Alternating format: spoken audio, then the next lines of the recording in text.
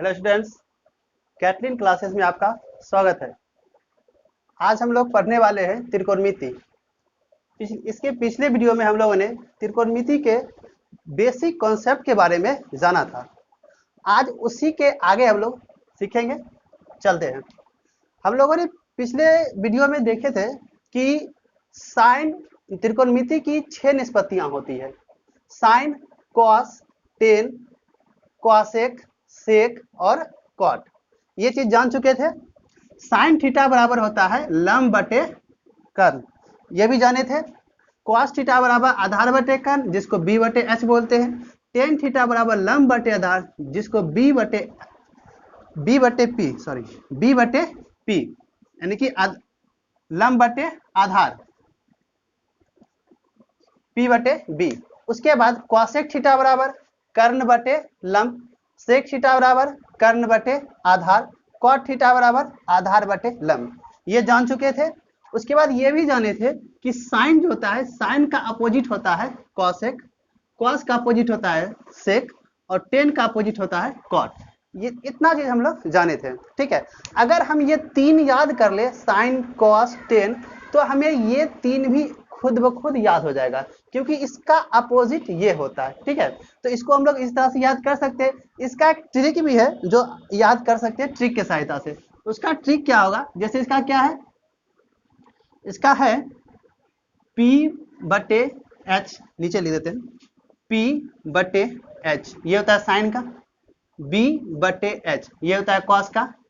और P बटे B ये होता है टेन का। ठीक है, साइन, कॉस, यहां लिख देते हैं साइन, कॉस और ये टेन। ठीक है, अब इसको ट्रिक से कैसे याद करेंगे? इसको ट्रिक से हम लोग ऐसे याद कर सकते हैं, इसको ट्रिक से याद करेंगे जैसे एच एच बी है और ये क्या है, पी बी और पी है। तो कर सकते हैं, पी से बोल सकते हैं प्यारे, बी से बोल सकते हैं बेटा, पी से बोल सकते हैं पप्पू यानी कि प्यारे बेटा पप्पू। एस से बोल सकते हैं हरी, एस से बोल सकते हैं हरी, बी से बोल सकते हैं बोल यानी कि प्यारे बेटा पप्पू हरी हरी बोल। इस ट्रिक से हम लोग क्या कर सकते हैं, इस तीनों का मान आसानी से याद किया जा सकता है। ऐसे भी याद कर सकते हैं, अगर ट्रिक से याद करना है तो ट्रिक से भी याद कर सकते हैं, प्यारे बेटा पप्पू हरी हरी बोल यानी कि प्यारे बेटा पप्पू, ऊपर क्या गया होगा साइन, बी से कॉस, ये हो गया टेन, और एच एच एच यानी कि कर्ण कर्ण और आधार। ठीक है, इस ट्रिक से भी याद किया जा सकता है और ऐसे भी याद किया जा सकता है। तो ये हो गया। अब यहाँ पे हम लोग सीखने वाले हैं कि ये समझ में आ गया ये सारे चीज। अब यहाँ पे हम लोग समकोण त्रिभुज के बारे में जान रहे थे। तो इसमें समकोण त्रिभुज के बारे में जान रहे थे कि समकोण त्रिभुज कहते हैं कि जिसमें एक कोण क्या हो, समकोण हो, और इसके सामने वाला कोण क्या होगा, भुजा क्या होगा, कर्ण होगा। ठीक है, लेकिन इस कर्ण में, ये तो कर्ण हो गया, और बाकी जो भुजा है वो लंब और आधार होता है। बाकी जो भुजा होती है वो क्या होती है, लंब और आधार। लेकिन यहाँ पे हमें ये पता करना पड़ेगा कि लंब कौन है और आधार कौन होगा। तो लंब और आधार जानने के लिए किसी भी त्रिभुज में हम लोग थीटा को देखेंगे। किसको देखेंगे, थीटा को देखेंगे। अगर थीटा यहाँ हो, थीटा कहाँ हो, यहाँ हो, तो जहां थीटा बैठेगा उसके नीचे होता है आधार।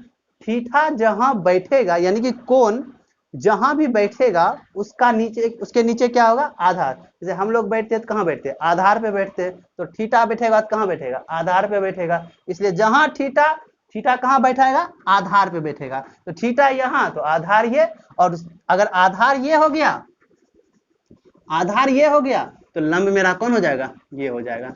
यही एक दूसरा त्रिभुज में हम लोग देखते हैं। दूसरा त्रिभुज में देखेंगे,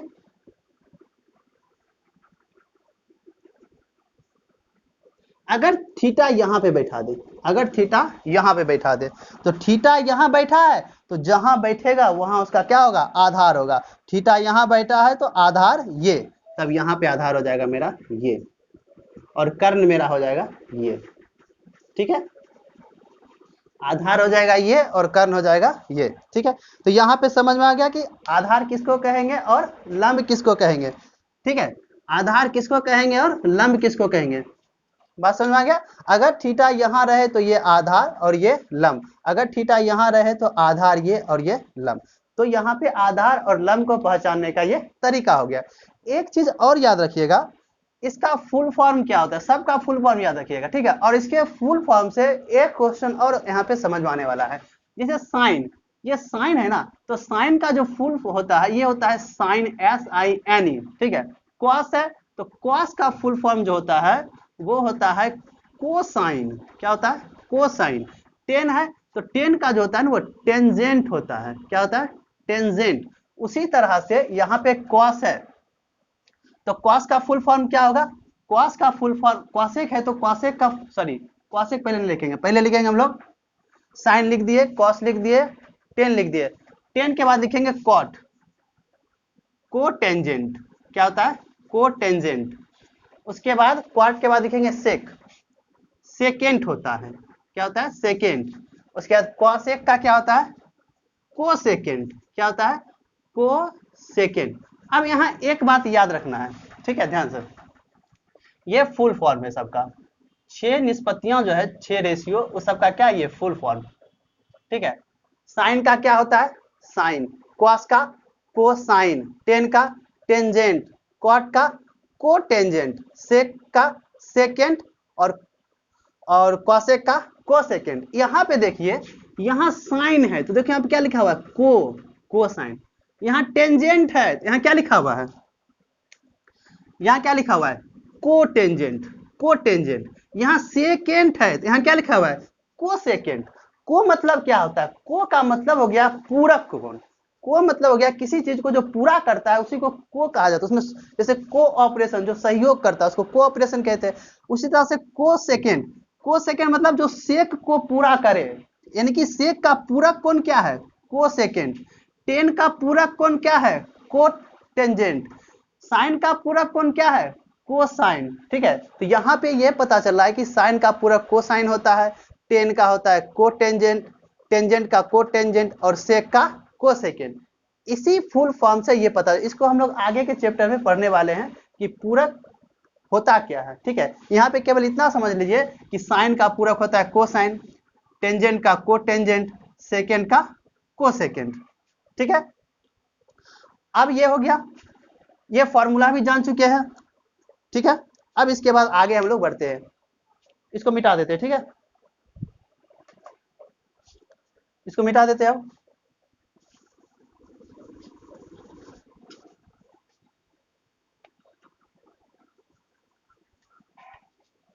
अब यहाँ पे हम लोग पढ़े थे सबका अपोजिट, जैसे कि साइन, साइन का अपोजिट क्या होता है, साइन का अपोजिट होता है कॉसेक। तो साइन का अपोजिट क्या लिखोगे, 1/cos है ना। कॉस, कॉस का अपोजिट क्या होता है, सेक। तो कॉस को क्या लिखोगे, 1/sec। उसी तरह से टेन, टेन का अपोजिट क्या होता है, कॉट, यानी कि 1/cot। जो जिसका अपोजिट होगा उसको लिख देंगे इस तरह से। साइन किसका अपोजिट है, कॉसेक का, तो साइन बराबर क्या होगा, 1/cosec। कॉस किसका अपोजिट है, सेक का, तो क्या लिखेंगे, 1/sec। टेन किसका अपोजिट है, कॉट का, तो क्या लिखेंगे, 1/cot। अब यहाँ जरा एक बात देखिए, यहाँ 1/cos है, क्या है, 1/cos। तो ये cos भाग में इधर आएगा तो किस में बनेगा, गुना में। तो sine into cosec, sine into cosec, इसका मान कितना हो जाएगा, 1। उसी तरह से ये इधर आएगा तो टेन, टेन इंटू कॉट, इसका मान कितना होगा, 1। उसी तरह ये इधर आएगा तो कॉस इंटू सेक, इसका भी मान कितना होगा, 1। यानी कि जो जिसका अपोजिट होता है उसका गुणनफल कितना होता है, 1 होता है। जो जिसका अपोजिट होता है उसका गुणनफल कितना होता है, 1 होता है। ठीक है, यहाँ साइन बराबर 1/cosec, तो यहाँ ऐसा भी लिख सकते हैं, ऐसा भी लिख सकते हैं, cosec थीटा बराबर 1/sin, है ना। यहाँ टेन थीटा बराबर 1/cot, ऐसा भी लिख सकते हैं, cot थीटा बराबर 1/10। यहाँ लिखा हुआ है cos बराबर 1/sec, तो यहाँ ऐसा भी लिख सकते हैं, sec बराबर 1/cos। कॉस। तो ये सारे के सारे क्या फॉर्मूले हैं जो याद रखनी है। जितना स्टेप है वो सारा का सारा क्या है, सारा का सारा ये फॉर्मूला है। ठीक है, ये सारा फॉर्मूला क्या करना है, याद रखना है। ठीक है, कॉसेक का क्या होता है 1/sin, तो साइन का क्या होगा 1/cos। अगर ये इधर जाएगा तो क्या होगा गुना में, यानी कि जो जिसका अनुकर्मानुपाती है, जो जिसका विपरीत होता है उसका गुणनफल क्या होगा 1। उसी तरह से cot थीटा बराबर 1/tan, तो tan थीटा बराबर 1/cot, और दोनों का गुणनफल कितना होगा 1 होता है। sec थीटा बराबर 1/cosec, तो cos थीटा बराबर 1/sec, और दोनों का गुणनफल कितना होता है 1 होता है। यहाँ तक बात समझ आ गया। ये फुल फॉर्म याद कर लेना है सभी को। ठीक है, एग्जाम में कभी कभी ऑब्जेक्टिव में पूछ भी देगा कि बताइए tan का विस्तृत रूप क्या होगा, तो टेंजेंट होता है। कॉट का क्या होगा कोटेंजेंट। याद रखना, अभी देखिए कितना आसान हो गया है। साइन है तो कोसाइन, सिर्फ सीओ लगा देना है। उसके बाद टेन है तो टेंजेंट, तो कॉट का क्या देगा कोटेंजेंट, यानी कि सीओ लगा देना है। सेकेंड है, सेक का सेकेंड होता है तो इसका को सेकेंड, खाली सीओ लगा देना है। सबका फुल फॉर्म अपने आप याद हो गया। ठीक है ना। उसके बाद देखो यहां तक बात क्लियर हो गया। अब यहां से हम लोग पहले कुछ क्वेश्चन करेंगे। ठीक है, अब यहाँ पे कुछ क्वेश्चन करने के बाद सबसे पहले हम लोग यहां तक तो समझ गया। अब देखो सबसे पहले हम लोग कुछ एक क्वेश्चन, सिंपल सा क्वेश्चन करते हैं, है ना। सिंपल सा क्वेश्चन करेंगे और उसके बाद फिर क्वेश्चन चैप्टर का भी लिया जाएगा। पहले एक सिंपल क्वेश्चन लेते हैं। अगर मान लो कि कोई त्रिभुज है एबीसी, ठीक है, कोई त्रिभुज एबीसी है, समकोण त्रिभुज है, समकोण त्रिभुज एबीसी में एक समकोण त्रिभुज है जिसका नाम है एबीसी। ठीक है, जिसमें एबी हमें दे देगा 3 सेंटीमीटर और बीसी दे दिया जाएगा 4 सेंटीमीटर। ठीक है, और कहा जाएगा कि बताइए साइन, और एक चीज और दिया जाएगा कोण ए सी बी। कोण ए सी बी जैसे एक समकोण त्रिभुज इस तरह से बना दिया जाएगा। ठीक है, ए बी सी, बी यहाँ पे समकोण होगा, कोण बी कितना हो जाएगा समकोण हो जाएगा। ठीक है, और ए सी बी कहेगा थीटा है, ए बी का मान बी सी का मान दे दिया जाए। तो क्वेश्चन का जाएगा बताइए साइन थीटा बराबर क्या होगा, कॉस थीटा बराबर क्या होगा, टेन थीटा बराबर क्या होगा। ये 3 को चीज निकालना है।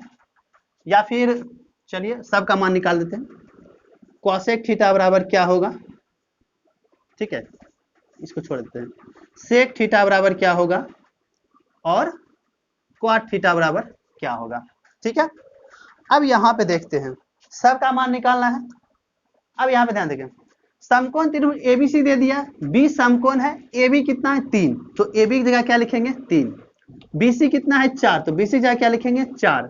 और ए सी बी ये थीटा दिया है, ए सी बी, तो ए सी बी यहाँ क्या दिया है थीटा। अब यहां से हमको सारा निष्पत्तियां निकालना है, साइन का, कॉस का, टेन का, कॉसेक का और सेक का, कॉट का। तो कैसे निकालेंगे, तो याद रखना है सबसे इंपॉर्टेंट बात, जब भी हम मान निकाल रहे होते हैं तो उस समय हमें त्रिभुज की तीनों भुजा पता होनी चाहिए।